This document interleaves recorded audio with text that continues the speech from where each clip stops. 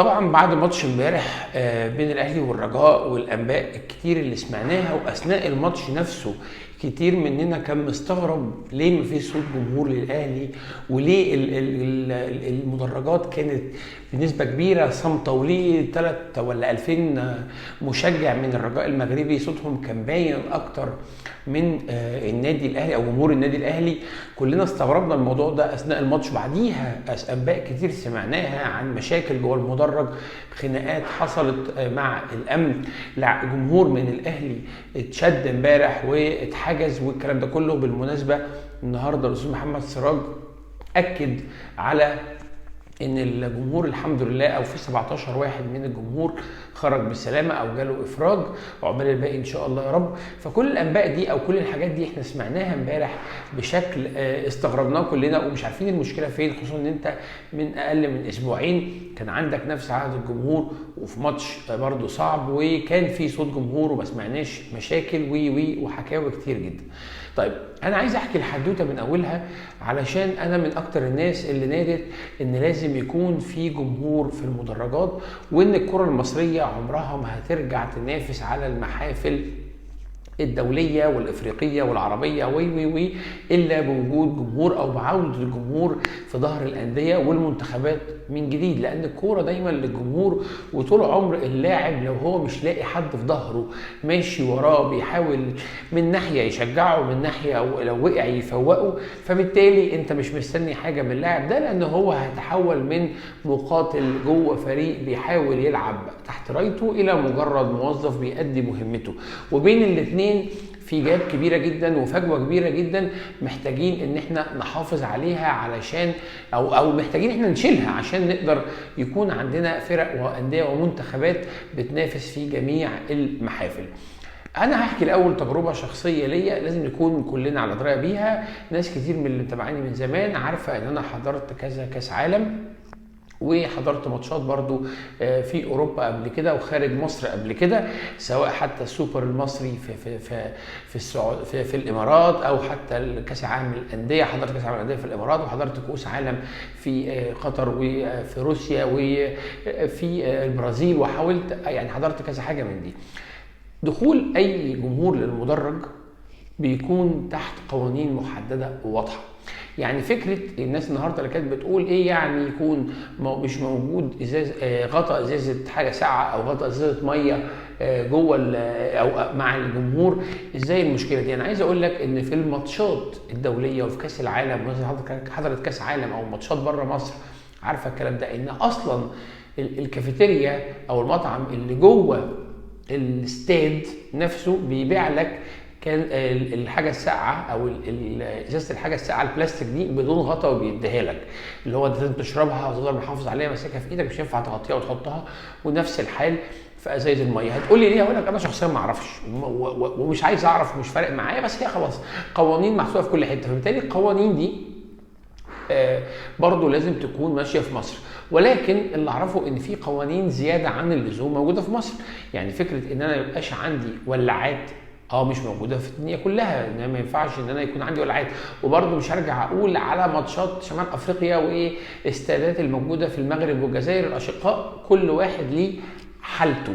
ولكن انا بتكلم على تجارب تحت رايه الفيفا كانت موجوده قدام عيني، ان انا لو داخل بولاعه بتتاخد. ازيدك بالشعر بيت ان لو داخل بباور بانك اللي هو الشاحن المحمول لاي موبايل بيتاخد، لو انت داخل بولاعه بتتاخد، كل ده بيتاخد. وبرده ما تسالنيش ليه. ممكن الحاجه الوحيده اللي ابقى متفهم انها ليه هي الولاعه، ما دون ذلك انا مش معرفش ومش عايز اعرف ومش فارق معايا. فبالتالي الالتزام بالحاجات دي موجود في الدنيا كلها. عندنا في مصر في زيادات في حاجات انا مش فاهمها. يعني لما امبارح يرفضوا دخول الاعلام، دي حاجه مش مفهومه. في العالم كله الاعلام بتخش من غير عصايه، في العالم كله الاعلام بتخش من غير عصايه، انما ما اخشش ببانر. وما اخش بايه؟ اصل انا يا جماعه مش داخل يعني مؤتمر، ولا داخل احضر اجتماع جوه، انا داخل يعني ازمر، داخل العلم يكون مترفرف، داخل اعمل تيفو او وبانر وارفع الكلام ده كله. الكلام ده المفروض تكون موجوده مع الجمهور. لكن لما الجمهور امبارح يتشال منه كل ادوات التشجيع، سواء المعروفه انها ممنوعه على مستوى العالم او الغير ممنوعه، يبقى انت كده بتعادي الجمهور، وده حاجه مش منطقيه ان انا اعادي الجمهور، لان الجمهور في الاخر هو رايح يعمل ايه؟ الجمهور رايح يهتف، رايح زي التويته بتاعت احمد شوبير ويغني ويرقص وي وي وي وبس. هل هو رايح في مظاهره سياسيه؟ هل احنا بقينا اصلا في ظل الظروف السياسيه المتوتره اللي كانت موجوده من سنين من مصر علشان ابدا اخاف في الكلام ده كله؟ لا. فبالتالي تحول الوضع ان انت بتتعامل مع وجود الجمهور زي وجوده في اي محفل او اي بطوله عالميه، اللي هو انت مش عايز منه الولاعات، مش عايز منه غطيان، مش عايز منه باور بانك، مش عايز منه عصيان، الكلام ده كله ممنوع بره، امنعه هنا. لكن تزيد عليه الضغط ان انت تمنعه منه ادوات تانية مهمه جدا كمشجع زي الاعلام والبانرات والزمامير والدفوف والطبل والكلام ده. لا، الكلام ده موجود في العالم كله ومش ممنوع وموجود، وهو دي ادوات الجمهور اللي هو رايح بيها. انا لو هروح افضل قاعد ايدي على خدي، ايه اللي يخليني اروح واقف في طوابير واتعب واقعد علشان اتفرج على الماتش حاطط ايدي على خدي؟ لا، الجمهور اللي رايح يشجع. فبالتالي انت كده موديه يعمل ايه؟ موديه يحط ايده على خده؟ لا، يبقى هيفضل قاعد في بيته او قاعد في القهوه او الكافيه اللي هو بيقعد فيه، وانتهى الموضوع على كده. الحاجه الثانيه اللي انا برضو مستغربها جدا، ان في العالم كله بدايه دخول اي ماتش بتكون بحوالي قبل الماتش بحوالي 3 ساعات. ايه اللي يخليني انا ابدا ادخل الجمهور قبلها ب7 و8 و9 ساعات؟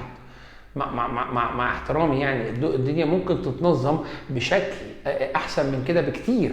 ان انا يعني احط عليه ضغوط ان هو يفضل موجود بدنيا وذهنيا، هيستنزف 5 6 7 ساعات قبل الماتش. طب ما هو من ناحيه تانية هيشجع لي ازاي او هيساند فرقته ازاي وهيبقى مرتاح ازاي؟ ده هيزهق وخلقه هيضيق، وهيبدا يحصل الحته الثانيه ان هو يحصل توتر بينك وبينه. الجمهور ده جمهور كوره، ما هواش حد مثلا مسجل خطر تبقى حاطط له مخبرين وحاطط له مش عارف ناس تقول له هس واسكت. هس واسكت ايه؟ هو انت مش عايز دوشه في الاستاد؟ انت قاعد بتدرس لهم في مدرج في جامعه؟ ما انا مش فاهم يعني وجود كميه الامن اللي كانت موجوده وسط الجمهور دي كلها، انا مش فاهم لها حاجه او مش فاهم لها تفسير.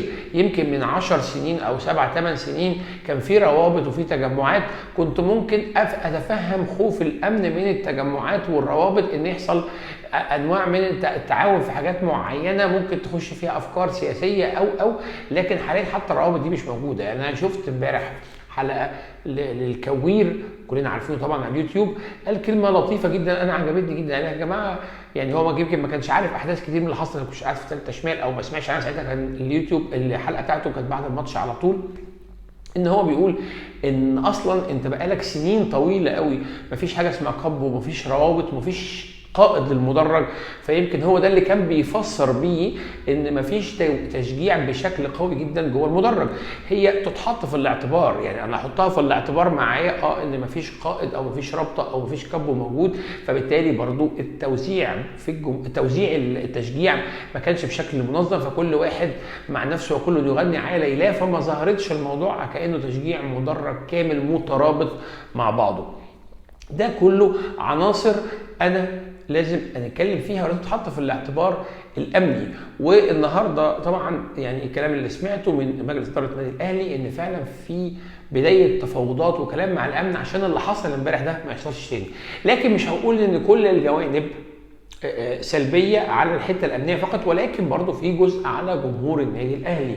ما هو مش هحط كل اللوم على ناحيه واحده، لا، في كلام تاني لازم يتقال. خلينا متفقين ان انت لما تيجي تتعامل مع 50 و60 و70 الف متفرج، طبيعي هيجي لك ناس مشاغبه وهيجي لك ناس ممكن تعمل شويه مشاكل. الكلام دوت طبيعي هيكون موجود ومتوقع، لان انت مستحيل تتحكم في 60 70 الف واحد. انت لو قاعد في مدرج في 100 طالب مش هتتحكم فيهم كلهم، فتخيل بقى هذه الاعداد المهوله جدا اللي بتكون موجوده، فطبيعي يحصل مشاكل من بعض الناس فيها. فبالتالي ده وظيفتك انت بقى كجمهور، ان انت تحاول الناس اللي ممكن تظهر منها ردود افعال مشكله ممكن تحصل تخليك انت كواحد رايح تشجع باحترام وتساند فرقتك بقوه، ان انت تلفظهم او ان انت تحجمهم او ان انت ما تساعدهمش ان الموضوع ده يزيد. لان هو لما الموضوع يزيد هتلاقي رد فعل الامن وحش علينا احنا، وكل المكاسب اللي احنا خدناها في اخر كام ماتش ان احنا بدأ الجمهور يرجع للمدرج بشكل يفرح وجميل وعظيم، هنبدأ نخسر الارضية دي تاني زي ما حصل في الماتش اللي فات لما جمهور الاهلي شتم شيكابالا بلا اي مبرر.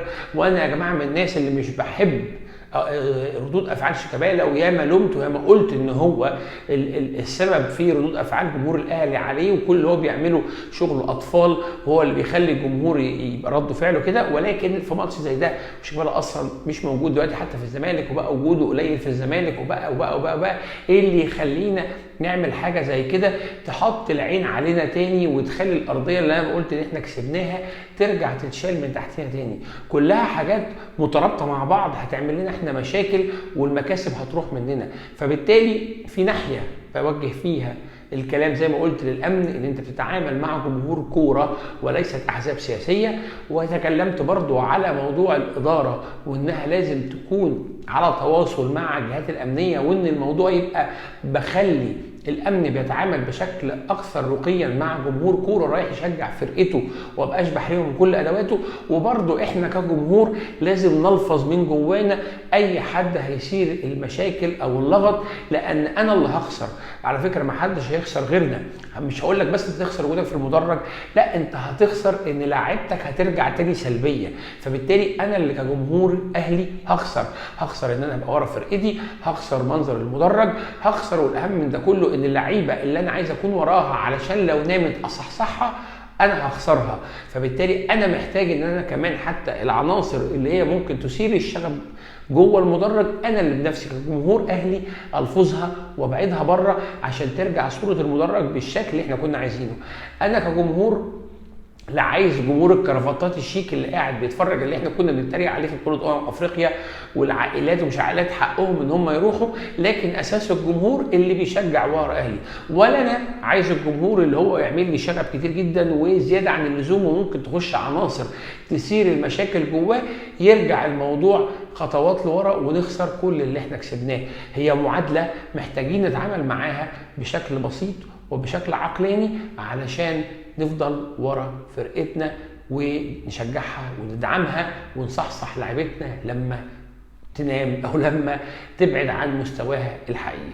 ده كان رأيي في الموضوع بكل بساطة. أتمنى أعرف رأيكم في الكومنتات، أتمنى إن يعني الجاي يبقى أحسن إن شاء الله، وإن الجمهور الأهلي يفضل موجود في المدرج وما يحصلش أي حاجة تبعدنا عنه تاني، لأن وجوده فعلا يفرح. لو عجبتكم الحلقة أتمنى دعمكم باللايك والشير وسبسكرايب وتفعلوا الجرس عشان يوصلكم جديدنا أول بأول، وتشيروا الحلقة، وأشوفكم الحلقة الجاية إن شاء الله. سلام.